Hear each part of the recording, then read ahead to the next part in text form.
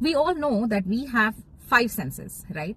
But hearing, Shravanam, is the most important player of all those five senses. I'll tell you why. That is because even when we are sleeping, our ears are working. So that's how we hear the alarm, right?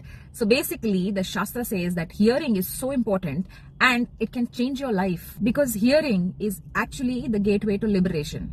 Let me tell you how I come to that statement. You all would agree with me when I say that we all have three major pain points. The first is that we are running after illusions. The second is that we are constantly living in fear. And the third is that we are constantly lamenting something.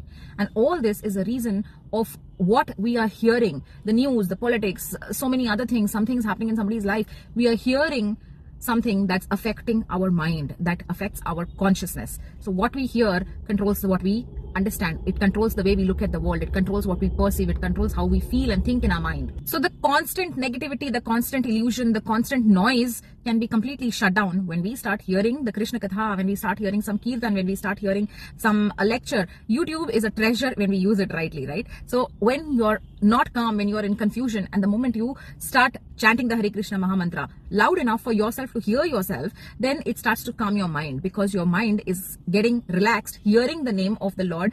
And how is that happening? Through the ears, because of Shravanam, right? So that's exactly what Krishna Katha does. That's exactly what Kirtan does, right? And that is because Krishna Katha, be it Hare Krishna Maha Mantra, be it the Kirtan, it is coming straight from the Lord. It is the Lord being associated directly with you. So that is what heals your mind. It calms your mind. So every time you're in a confusion, you're in irritation, you're not sure of what to do.